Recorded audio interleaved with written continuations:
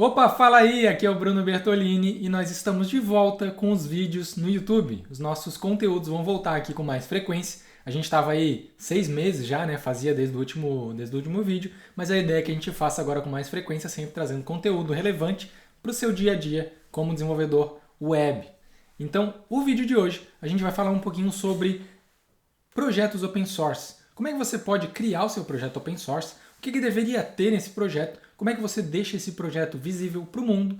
E eu vou mostrar também o último projeto que eu criei, como que eu estruturei. Você vai poder pegar aí algumas ideias para fazer nos seus próximos projetos open source. Mas antes, se ainda não é inscrito no canal, se inscreve aí. Isso ajuda muito a gente a crescer, ajuda a gente a chegar em mais pessoas. Isso motiva também a gente a continuar trazendo conteúdo de qualidade aqui para vocês. Aproveita e deixa o seu joinha aí, já para garantir o joinha do vídeo. E bora pro conteúdo então, né? Bom, quando a gente fala de projetos open source, a gente tem duas maneiras de trabalhar com projetos open source. Uma delas é criando os nossos próprios projetos. E é disso que a gente vai falar aqui nesse vídeo. Outra maneira de trabalhar com projetos open source seria trabalhar em projetos de outras pessoas. Hoje o mundo é praticamente open source, né? O mundo de desenvolvimento é praticamente open source. Tem muita coisa para você contribuir nesse mundo. Se você abrir o GitHub, vai ver uma porrada de coisa que você pode contribuir. Por que é importante contribuir nesses projetos de outras pessoas? É importante porque, primeiro, que você fica exposto a código de outras pessoas. E o nosso dia a dia como desenvolvedor é basicamente isso, principalmente quando a gente trabalha em equipes, em projetos maiores. A gente acaba lendo muito código e lendo código de outras pessoas. Quando você é exposto a isso, você acaba criando uma estrutura ali de como você lê o código de outras pessoas, como você entende esse código. Né? Tem uma estrutura que eu sigo particularmente, que é seguir o caminho como se eu fosse o interpretador daquele código. Né? Se é um código, por exemplo, front-end, eu acabo tentando seguir como se fosse o browser lendo aquele código. E aí eu vou seguindo as trilhas, né, daquele código. Eu vou seguindo, por exemplo, se eu tenho um botão na tela, o que acontece quando eu clico no botão? É isso que eu faço. Eu vou seguindo essa trilha até chegar no código, até entender todo o projeto. Mesma coisa com back-end. Se é um código back-end, eu tento entender como que chega na rota. Qual que é a primeira coisa que aparece? É a rota, né? A primeira coisa que roda desse código é a rota. Então eu vou na rota, eu tento seguir item por item, vou lendo a rota, vou lendo o código da rota, vejo o que ele chama e assim por diante. Então essa é a estrutura que eu criei e que eu acho até eficiente para ler código de outras pessoas. Então, estar exposto a como outras pessoas escrevem código seria o primeiro benefício de você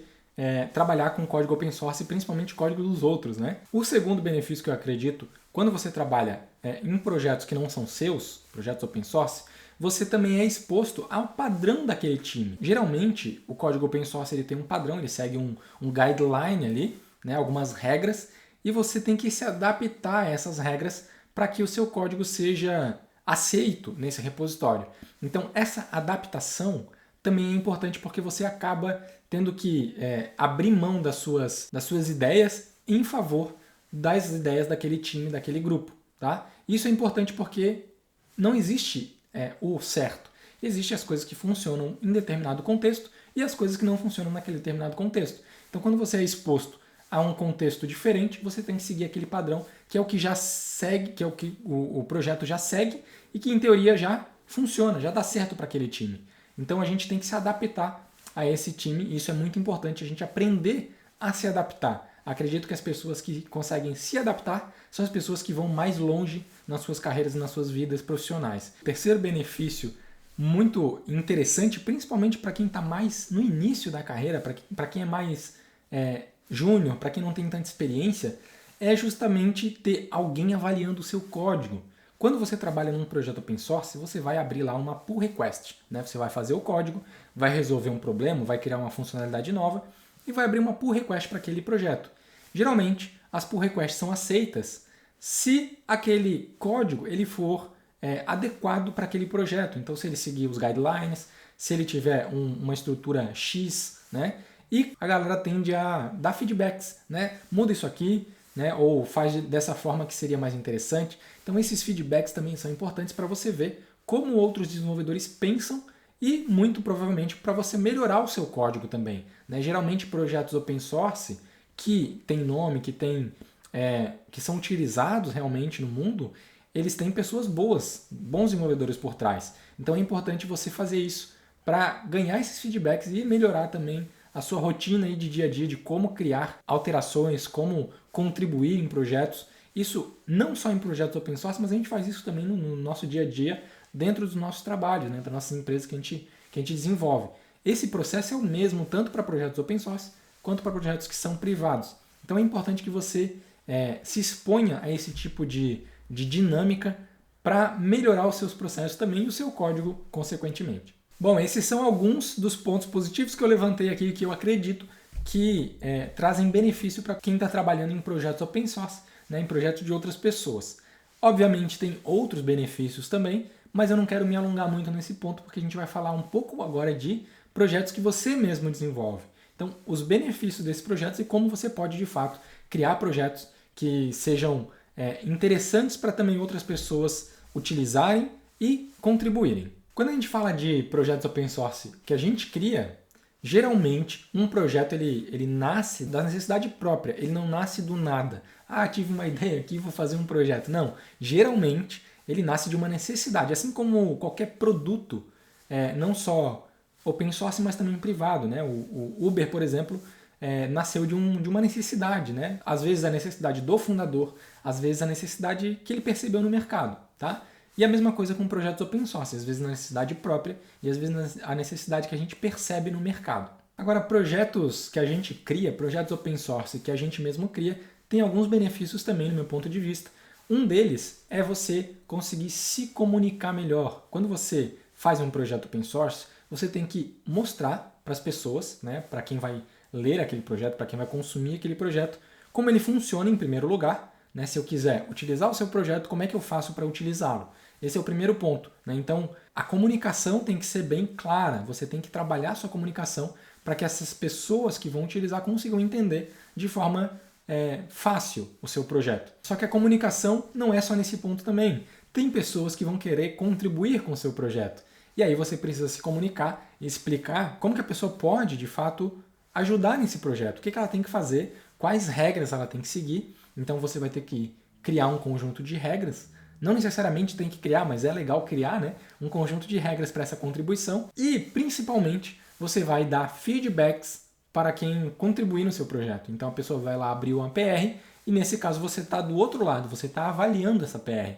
E aí você tem que conseguir se expressar de uma forma clara, obviamente com empatia, e sendo também legal com a pessoa. Obviamente você não vai xingar, você não vai criticar de uma forma que a pessoa se sinta mal, né? Você tem que conseguir entender e se expressar de uma forma que a pessoa entenda. Poxa, essa pessoa quer me ajudar, essa pessoa está me dando um caminho aqui para seguir que é diferente do que eu estou seguindo. Então isso também é importante, você trabalhar esse lado, porque, de novo, é o que a gente faz no dia a dia, né? Num trabalho em equipe, numa empresa privada, é o que a gente faz. Trocar ideias, dar sugestões, receber sugestões, né? Feedbacks. Então é importante que você vá trabalhando também esse lado. E projetos open source ajudam também nesse ponto. Outro benefício ainda que a gente tem quando a gente cria projetos open source é que a gente vai estar exposto ao mundo, né? As pessoas vão ver o nosso trabalho.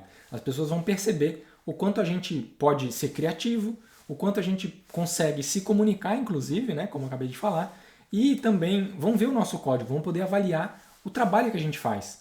E isso é importante não só para a comunidade em geral, né, disponibilizar o seu código open source, como também para você conseguir um emprego melhor, às vezes. Né? Então, os recrutadores, bons recrutadores técnicos, eles olham esse tipo de coisa e vão avaliar o seu perfil, a sua comunicação, o seu código, né, a qualidade do seu projeto, e principalmente vão entender que você é uma pessoa comunicativa e que consegue trocar ideias e trabalhar em equipe de fato. Isso é muito importante nesse ponto. Bom, mas e como é que eu posso criar o meu projeto open source? Como eu falei anteriormente, geralmente surge de uma necessidade que você tem ou de uma percepção de necessidade de mercado. E o que eu vou mostrar para vocês hoje é um projeto que eu fiz recentemente que surgiu de uma necessidade minha e eu vou explicar um pouco desse projeto, vou explicar por que eu resolvi criar esse projeto e por que eu não usei alguma coisa pronta também. Como eu falei, esse projeto especificamente surgiu de uma necessidade real do meu dia a dia. Eu estava desenvolvendo o site novo da Codarme e eu gosto muito do Tailwind e eu usei o Tailwind nesse projeto. Acontece que em alguns casos você já deve ter reparado aí como o Tailwind fica complexo, né? Até fiz um post brincando lá com aquele monitor de 49 polegadas ultra wide, né? De que a gente precisa ter um monitor daquele para ver às vezes as classes do Tailwind, porque é muita classe que fica aqui, ó. E eu achava isso muito ruim, muito custoso. E aí eu procurei algumas alternativas e uma delas que eu achei, na verdade, foi o Twin Macro, né? Deixa eu mostrar aqui rapidinho, que é um projeto open source, que é justamente o que a gente está falando aqui, né? Tem a documentação dele aqui no GitHub e eu achei ele interessante. Só que quando eu fui implementar eu já não gostei tanto, porque eu achei a sintaxe um pouco ruim de visualizar, um pouco feio, né? Ficou um pouco bagunçado. Ele tem várias formas de passar os parâmetros aqui, pode ser como propriedade no elemento, pode ser um array de classe, pode ser usando esse CSS aqui, que daí a gente passa o CSS em si. Isso aqui eu achei muito legal, tá? Mas eu tive também um problema de performance no live reload do Next.js. Então, quando eu estava rodando o projeto, ele demorava muito para fazer o reload. E isso me incomodou um pouco. Eu não sei se foi alguma coisa errada que eu fiz, mas eu sei que isso me incomodou um pouco também. Eu acabei meio que abandonando essa ideia. E aí foi onde eu passei a criar o meu projeto. Só que depois de criar o meu projeto, alguém me mandou esse outro projeto aqui, que chama Tailwind Styled Component, que é muito semelhante ao que eu criei. Inclusive, é bem semelhante, na verdade, né? E se eu soubesse desse projeto antes, eu talvez não teria feito o meu. Obviamente, eu fiz o meu antes, né, sem muita pesquisa, porque eu queria resolver aquilo ali de uma vez. E eu gosto de programar, obviamente, né? O que a gente gosta de fazer é programar. Então eu resolvi, vou criar uma biblioteca aqui, vamos ver no que dá. Na verdade, o primeiro passo não é criar a biblioteca, né? No primeiro passo, eu acho que eu não tenho mais aqui, mas eu tinha internamente essa biblioteca no meu projeto. E ela só virou uma biblioteca externa depois. Então, o primeiro passo é criar internamente, e aí para isso eu tive que mapear, né, aqui no Babel. Eu fiz o seguinte, eu criei um alias, onde eu apontava a minha biblioteca, que eu chamei de tailed.js, e apontava para uma pasta chamada components/tailed. E lá dentro tinha o meu código, aqui no caso, né? Aqui dentro tinha a pastinha do tailed com o código que fazia a mágica para mim. E aí quando eu lancei a biblioteca de fato, né? Na verdade, no código aqui, ó, eu simplesmente importo o tailed, eu já vou falar um pouquinho dele. E quando eu criei a biblioteca de fato, eu simplesmente vim aqui, instalei a biblioteca no package.json, né? Fiz a instalação normal, deixa eu achar ela aqui. Tailed.js, está aqui. Fiz a instalação e simplesmente removi aqui o meu alias do Babel. E aí tudo continuava funcionando normalmente, porque eu já tinha previsto que eu ia externalizar essa biblioteca aqui. Então ficou fácil de eu refatorar esse código para usar a biblioteca de fato, tá? E o que a biblioteca faz? De novo, como eu falei, ela surgiu de uma necessidade, a necessidade de organizar essa bagunça aqui, que às vezes ficava muito grande. Então, como eu utilizo nos meus projetos o Styled Components, eu entendi que seria interessante a gente fazer a mesma sintaxe do Styled Components. Então, eu abro o tailed aqui, assim como a gente faz o Styled Components, eu passo a tag, e aqui eu posso passar tanto a tag como um outro componente, ele vai conseguir fazer a especialização desse componente, tá? Deixa eu voltar aqui. E aí eu passo as classes como se eu estivesse passando o CSS. Obviamente isso aqui não é tão robusto quanto o Twin Macro, que eu posso... Cadê aquela opção? Ó, tá aqui, ó. Não é tão robusto quanto o Twin Macro, que eu posso passar aqui um filho, né? Ele está pegando, por exemplo, um pseudo-seletor aqui. Eu não tenho essa opção ali, mas por enquanto já resolve para mim muito tranquilamente o problema. E com isso eu consigo, inclusive, fazer algo nesse sentido. Ó. Aqui nem está organizado, mas eu posso, por exemplo, botar a mesma declaração. Tailwind ajuda muito a gente no responsivo. Então aqui eu estou dizendo que o text base... O text normal é o text base, do tamanho base. Se for MD, ele é um text LG. E se for LG, é um text XL. E aí fica muito fácil de visualizar e fica muito mais organizado do que simplesmente a gente fazer aqui um monte de classe que acaba ficando difícil de dar manutenção nisso aqui depois. Então essa foi a motivação que eu tive para fazer esse projeto. E aí o que a gente precisa de fato para criar um projeto open source? Na verdade, inicialmente você precisa de uma conta no GitHub ou em qualquer outro sistema de repositório. Geralmente o pessoal usa o GitHub, que é o mais utilizado mesmo, né? E aí você cria o seu projeto, inicia o projeto. Tem etapas desse projeto. No meu caso aqui ele está bem simples, tá? Ele não está realmente pronto para um projeto open source, ele não tem instruções de contribuição.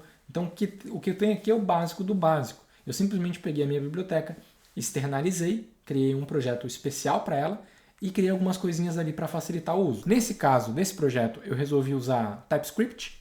Então, eu tenho o projeto, ó, o projeto é bem simples mesmo, tá? É só isso aqui o código dele. Então, até parece muita coisa, mas ele é bem simples. Então, tem o código aqui, tem teste automatizado, o mínimo possível, o básico, né? Poderia ter mais testes aqui, mas eu acabei fazendo só o básico, tá? Então, é interessante que o seu projeto tenha teste automatizado. Tem algumas configurações de qualidade, como o Husk, que vai rodar um commit message toda vez que alguém fizer um commit, ele vai rodar o script yarn commit lint para ver se a mensagem de commit está ok, né, se está no padrão. Ele tem o pré-commit aqui para rodar o lint staged para o format e o lint nos arquivos que foram alterados nesse commit, por exemplo, tá? Então, e tem o pré-push aqui também que ele roda o teste antes do push.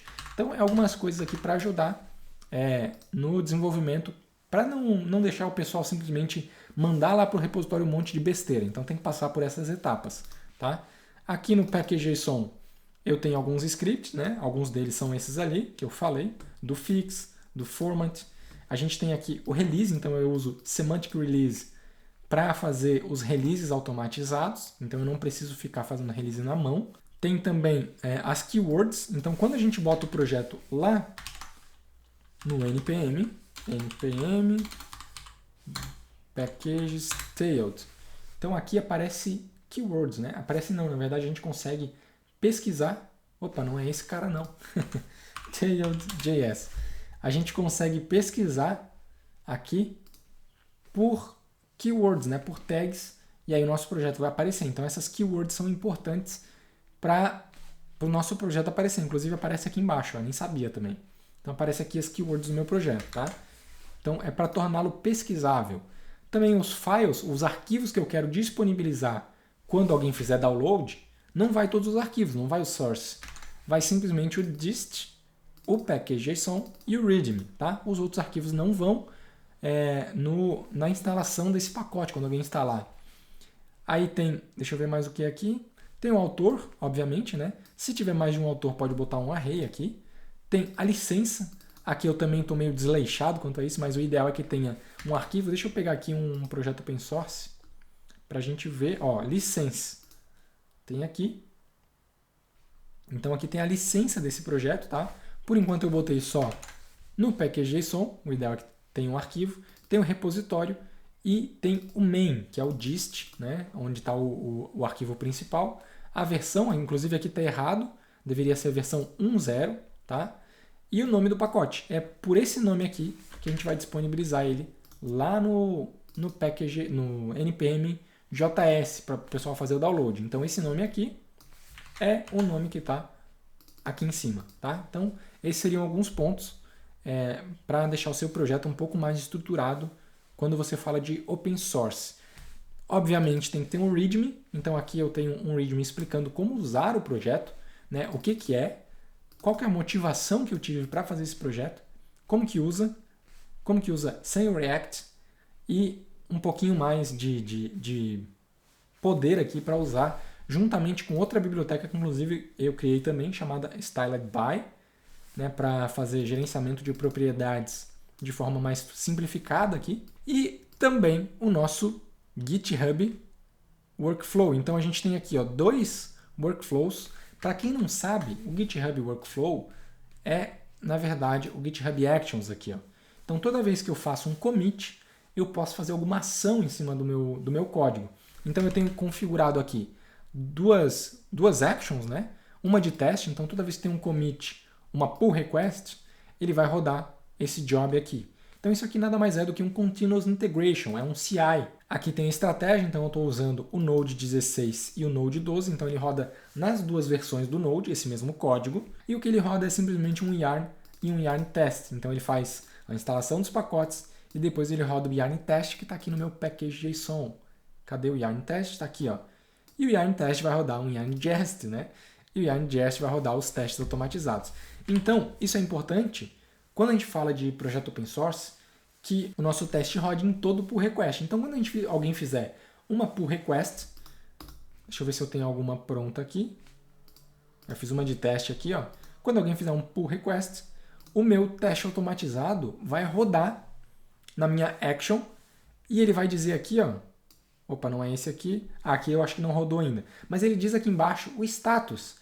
E eu configurei aqui no meu no GitHub para só fazer o merge dessa pull request se o teste passar. Se ele falhar, eu não deixo fazer o merge. Então isso também ajuda a manter a qualidade do código do projeto como um todo, tá? E outro flow que eu tenho aqui, outra action que eu tenho aqui, é o release. Então toda vez que eu fizer um push na master, ele vai rodar uma release e vai rodar aqui o script yarn release, tá? E esse script yarn release também está aqui, deixa eu achar, que é o meu semantic release. E aí o semantic release está configurado, deixa eu achar aqui, no release RC. Então tem algumas configurações. O que ele faz? Toda vez que eu commitar na master, ele vai automaticamente gerar uma nova release, ele vai criar um release aqui no GitHub com todas as informações, vai gerar os release notes e vai jogar esse release lá para o GitHub. Para o GitHub não, para o NPM. Né? Ele vai fazer o deploy, como se fosse o deploy nesse caso, né? Do nosso pacote lá no NPM. Então essas são as principais informações, as básicas no caso, que a gente deveria ter aí no nosso projeto open source. Alguma coisa de qualidade para garantir que alguém que for contribuir no nosso projeto não mande besteira, né? E também uma documentação mínima aqui para ter acesso, para entender o que esse projeto faz e para entender também como contribui. Alguns projetos têm, deixa eu pegar aqui o macro, então, é um Code of Conduct, código de conduta, né? Como você deveria atuar nesse projeto, né?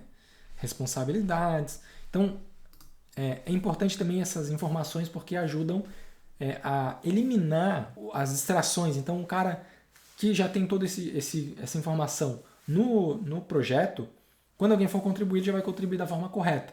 Se o cara não seguir as regras, você simplesmente diz, olha, você tem que seguir as regras e não se incomoda tanto. Então, projetos com muito volume acabam não conseguindo dar atenção para todo mundo e aí o cara diz assim, ó, segue as regras, está lá, é só ler e seguir que está tudo certo. Então, facilita também para aprovar essas PRs, né? Para que as PRs sejam venham prontas para o seu projeto. Uma coisa que o pessoal faz também, deixa eu ver se nesse aqui tem, na hora de abrir pull request tem alguns templates, tá? Deixa eu ver se esse aqui tem, new pull request. Ó, esse aqui não tem, mas eu sei que o React, deixa eu pegar aqui, o React tem alguns templates prontos.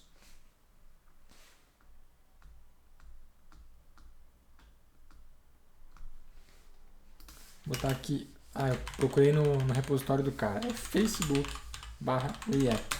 Então o React tem alguns templates prontos, isso também ajuda a criar melhores PRs e issues. Então eu vou criar aqui, ó, uma nova PR. Deixa eu ver se ele tem template de PRs, eu estou falando besteira. Tá carregando aqui. Enquanto isso, deixa eu carregar numa outra aba as issues. E deixa eu dar um new issue aqui,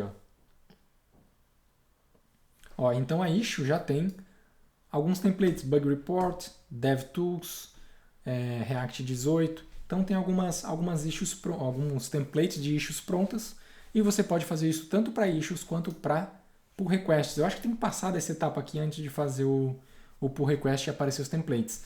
Mas o template também não é difícil, é só no seu projeto. Você vir aqui, GitHub, issue template e aí cria os templates aqui dentro. Tá? Então você pode criar tanto em Markdown como em YML. E aí tem algumas diferenças, mas eu não vou entrar em detalhes aqui, fica por um próximo vídeo. Mas era um review aqui, visualização geral de como você pode criar o seu projeto open source e disponibilizar para público, para a galera usar e também contribuir. E o que eu tinha para te passar era isso sobre open source, né? Básico aqui, só um review geral, alguns benefícios aí de trabalhar com open source. E aproveita e deixa o seu joinha aqui, vai lá no GitHub também, na minha biblioteca Tailed, e deixa a sua star lá também, que isso ajuda bastante. Beleza? Eu te vejo no próximo vídeo. Valeu!